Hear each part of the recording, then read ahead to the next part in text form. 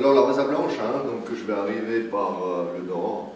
L'atterrissage sur un glacier suppose une solide expérience de pilotage et surtout une minutieuse préparation qui commence ici, en salle de théorie. Chaleur, altitude, c'est le danger de l'aviation. La pratique est donc périlleuse.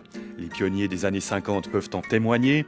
Hermann Geiger, le fondateur d'Air Glacier, sera le premier à réussir l'exercice avec des patinettes à la place des roues.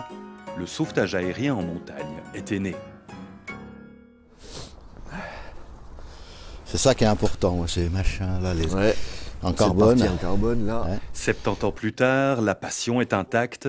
Dernière vérification en bordure de piste avant de se lancer à la conquête des glaciers. Depuis 5-6 ans maintenant, chaque année, je dois faire un vol de contrôle avec un instructeur agréé pour que je puisse après voler seul. En fait.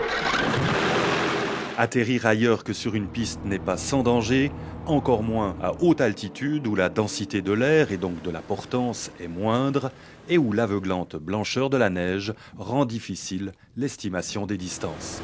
L'atterrissage sur glacier, c'est aussi un endroit inhabituel. On pose sur une surface enneigée qui est entourée de montagnes, voire qu'il y a aussi des crevasses, des ponts de neige. Donc on doit déterminer la meilleure place pour poser sur le glacier, pour atterrir et pour décoller. Alors je peux descendre un petit peu. Ouais. Nous on fait la reconnaissance moyenne. On fait la reconnaissance moyenne, là, ouais.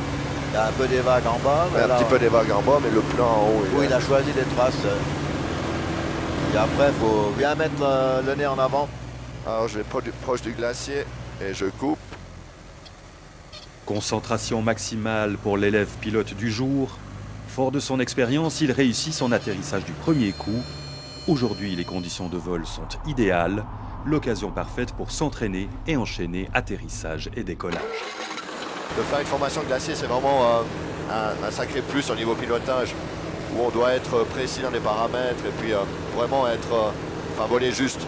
Donc pour moi, c'est vraiment passion et formation continue. Les pilotes viennent aussi de Suisse alémanique ou de France, ici à la Rosa Blanche, pour poser à plus de 3000 mètres d'altitude. La pratique se perpétue, même si l'aspect du sauvetage en montagne a disparu depuis plusieurs décennies déjà. Le relais a été pris par les hélicoptères. Et nous, on est là plutôt pour maintenir ce patrimoine aéronautique, ce genre de pilotage. C'est un plus extraordinaire de pouvoir venir poser sur un glacier. Si on est capable de le faire ici, dans ces conditions, on est pratiquement capable de poser n'importe où, quoi. Avec une vingtaine d'endroits propices aux atterrissages en haute montagne, le Valais est un véritable Eldorado pour les aviateurs, férus de finesse de pilotage et de panoramas somptueux.